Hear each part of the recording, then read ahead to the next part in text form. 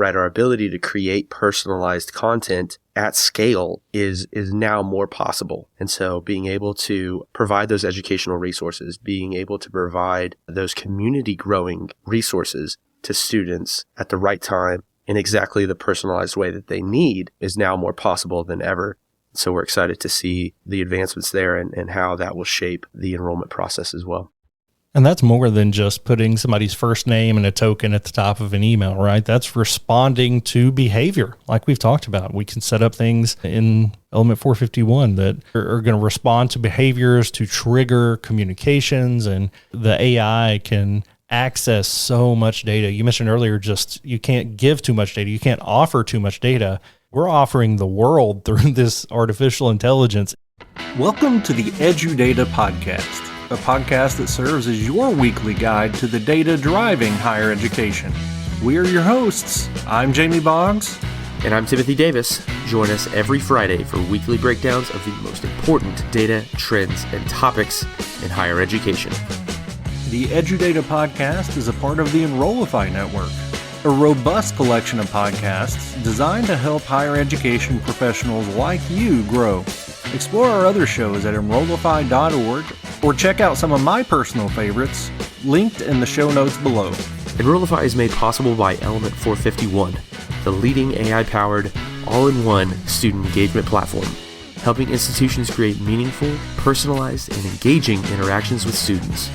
Learn more at element451.com. Hello again, and welcome to the EduData Podcast. I'm Timothy Davis, here with my co-host, Zeemee Boggs. Hey, Zeemee. Timothy, great to be with you again, man. Excited about this episode. Yeah, we've got an interesting topic today. We're unpacking the College Planning and Student Emotions Report, which is a joint effort from our friends at Zeemee and Ruffalo Noel Levitz. It sheds light on the emotional journey that high school students go through during the college planning process. Talk about some of the research and some of the most interesting findings. But Zeemee, can you give us an intro into this report, please? Absolutely. Zeemee blowing up right now, a huge app product for upcoming college students, and they have access to so many college-going students or college-searching students that it's a great source of information in addition to the service it provides. Absolutely. Congrats to our friends over there. Yeah, the College Planning and Student Emotions Report's based on a survey of almost 11,000 12th grade students, 10,821 to be exact, and the survey was conducted between October of 2022 and July of 2023. The team at Zeemee sent out this survey via their app, and it reveals a significant percentage of students that express stress, anxiety, and worry during the college planning process. The report also highlights the emotional changes that students undergo during their final year of high school. That's what I love about this particular data set. It's not just a one-shot. They survey these students several points during their senior year to see what times of year are you most stressed, least stressed, and not just yes or no to stress, but what particular aspects of the college planning process and the difficulty of these college planning activities may be the source of that stress. Absolutely. I love that you bring up that it is here's a trivia word for you, a longitudinal study that they connect with these students at multiple points throughout their senior year. There you go. But yeah, if you're not familiar with Zeemee, it is a social app for colleges. Students can chat with each other, find roommates, attend virtual events in the platform, all that fun stuff. And the findings are really interesting. But before we jump into that, I actually want to take a minute and talk about the way that they conducted this research. This study was conducted as a survey, and I want to point out some of the strengths of this methodology and of their execution of it. So the first one I want to bring up is actually the large sample size. That's really important for surveys, and they gathered 10,812 responses, which is a very large sample size. And so I appreciate that they point that out, that this survey is very representative. There's political polls that struggle to get this sort of turnout for their surveys, and those polls dominate the news cycle, right? So it's very important to have a large sample size. Huge data set. This is good stuff. They also administered this survey electronically, and electronic administration is actually preferable to on-paper administration just because of the fidelity of the responses being recorded, right? Paper is more volatile, can be, destroyed accidentally, can be smudged, right? And so electronic administration is really preferable in that way. And Zeemee has a great avenue there within the app. They just display these surveys and students can choose to take them or dismiss them. But that ability to be able to poll students and get a pulse is really invaluable.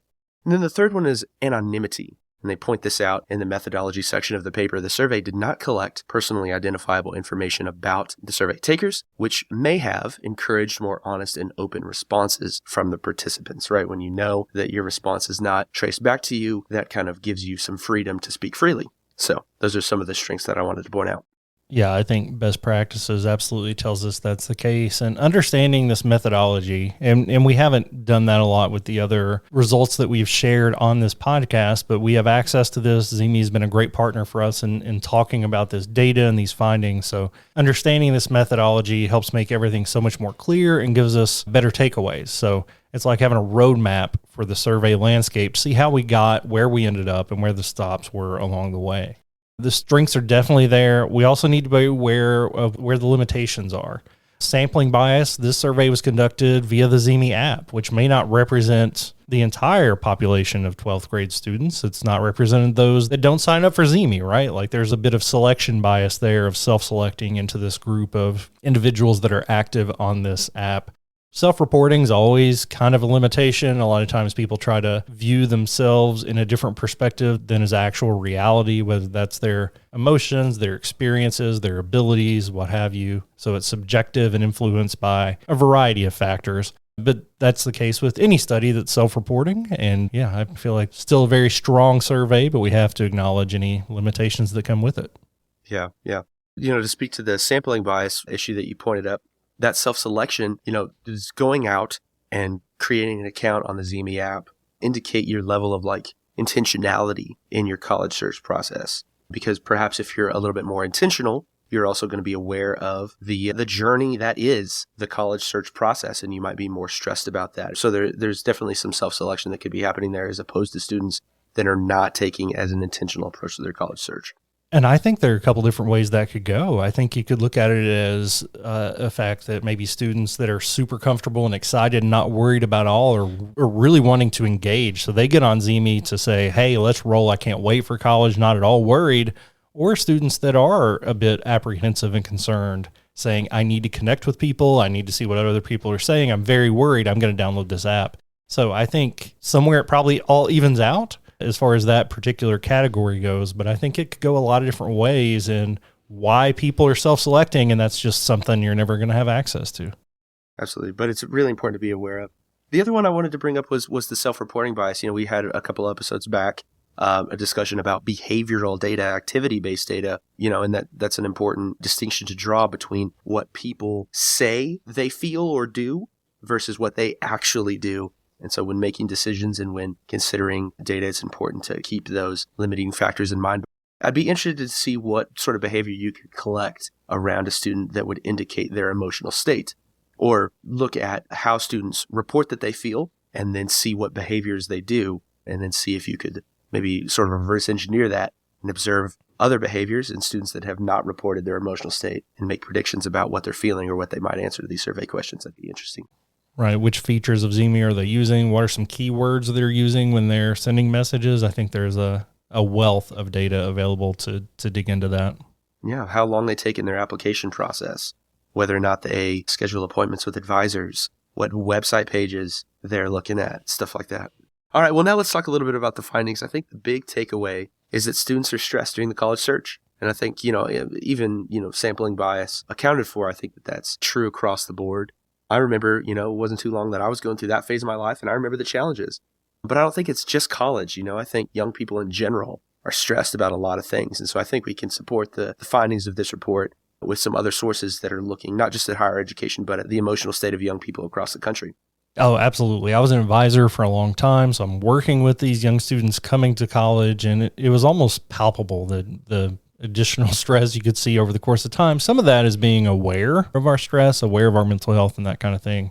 Also have kids of my own. I volunteer with youth in my community, and whether it's increased social media presence, whether it's pressure to perform, going to college, having part of your high school or middle school career interrupted for a pandemic, people are absolutely stressed. In fact, the APA, which is the American Psychological Association, found that Gen Z reports higher stress levels than many of the older generations. And this survey cited factors such as uncertainty about the future, concerns about issues like things that people didn't think about, like climate change. That wasn't an issue when I was growing up. It started to become an issue when I got to college.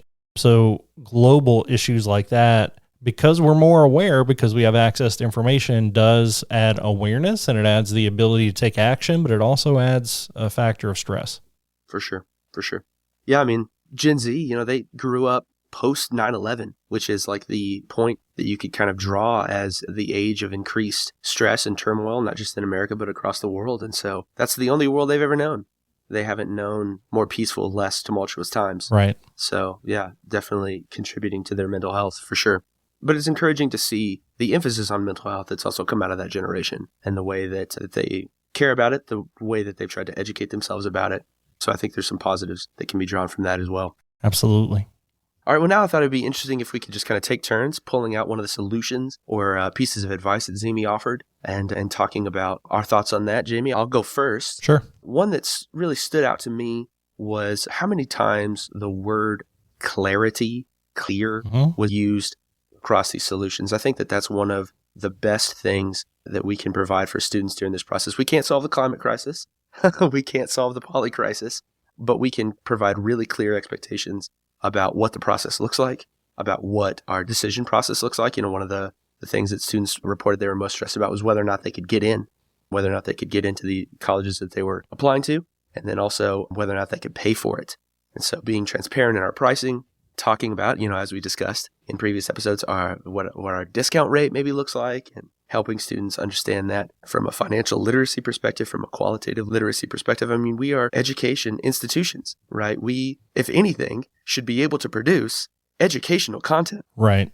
So let's produce some more of that for the admissions process and make those resources as plain as possible. Not just resources that are specific to our institutions necessarily, but resources about the entire industry and about the entire college search process, and about maybe some prompt questions that students may want to ask themselves as they're doing their college search, and helping them find what's important to them and helping them just navigate the entire process. Being clear about that.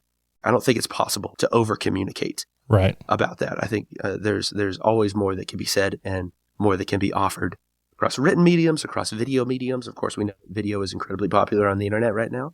That's the preferred medium of content. And there's not a lot of college video in the game, especially the type of video that's being consumed. The short form, vertical video, people talking at the camera. What if your institution's website was literally just a TikTok feed of content that was produced internally and that was talking about your institution, about the college process, that sort of thing. So I think we're going to see it. I think people are we talked about the college cliff at some point in one of our episodes. I think people are going to get creative, and I think that's coming. For me, given my experience and the students that I worked with, what jumped out to me here were the social concerns that these incoming students had. Just looking at a certain piece of the survey, safety was a concern. About 62% of students noted they were concerned about safety and mental health. Keeping up with classes, around 76%. The biggest response in this piece was peer pressure. So students are coming to college with so much social anxiety. When I was a student, college started when I got to campus on move-in day. Now, college starts so much earlier because you have resources like Zeemee. You have other social connection apps that allow you to start your college experience well before you get onto campus. So being worried about that fitting in, that social pressure, that social capital that you need to build to be successful on campus. A lot of these recommendations, I think, are fantastic. You mentioned those short videos. Not only would it be nice to have somebody do a TikTok about submitting your financial aid forms, but also just some videos of students saying, look, this is where we study. Everybody take a look around at this cafe where we all usually sit around, or this is what my room looks like. This is how my roommate and I have negotiated. Like, show how people are working out problems to illustrate social success to set those students up. Virtual open houses, a way for people to ask questions and interact, and then just making sure students are aware of the resources on campus to build that social capital, to work on their emotional intelligence. I know that's built in programmatically now to a lot of first year orientation courses. So that part is what jumped out to me, perhaps because I've seen the look in individuals' faces when they just look and say, you know what, I don't have friends. I don't know where to hang out. I don't feel like I fit. I feel like eliminating those barriers, because we admit students primarily based on academic ability or engagement and that kind of thing, that removing the social barriers can make such a big difference in student success and retention. So really appreciated that piece. For sure. Well, as the, demand for content and the demand for connection to students in mass increases, one of the tools that's sort of emerged for us at our disposal is these new AI tools like ChatGPT and these large language models that power them, right? Our ability to create personalized content at scale is now more possible. And so being able to provide those educational resources, being able to provide those community growing resources to students at the right time in exactly the personalized way that they need is now more possible than ever. So we're excited to see the advancements there and how that will shape the enrollment process as well. And that's more than just putting somebody's first name and a token at the top of an email, right? That's responding to behavior, like we've talked about. We can set up things in Element 451 that are going to respond to behaviors to trigger communications, and the AI can access so much data. You mentioned earlier, just you can't give too much data. You can't offer too much data. We're offering the world through this artificial intelligence. Any question you ask about the institution can be answered. So many options out there to take advantage of. So I think a lot of these concerns, we are already developing the tools and as an industry to meet them. But I think you're right. I think that personalization, that the video aspect, the experiential aspect of those resources is going to make a big difference moving forward. A segment of one. Absolutely. Yeah. All right. Well, that's going to wrap it up for this episode. We'd love to know your thoughts on Zeemee's report. And if there's something that we didn't talk about, definitely let us know in the comments of wherever you find this podcast. And until next time, we'll see you in the next one. The EduData podcast is part of the Enrollify podcast network. If you like this podcast, chances are you'll like the other Enrollify shows too. Our podcast network is growing by the month. We've got a plethora of marketing, enrollment, and higher ed technology shows that are jam-packed with stories, ideas, and frameworks, all designed to empower you to be a better higher ed professional. Our shows help higher ed marketers and admissions professionals find their next big idea and feature a selection of the industry's best as your hosts. Learn from Jamie Hunt, Artis Cadu, Dustin Ramsdale, Jeremy Tiers, and so many of your other favorite leaders in higher ed. Enrollify is made possible by Element 451, the leading AI-powered all-in-one student engagement platform helping institutions create meaningful, personalized, and engaging interactions with students. Learn more at element451.com.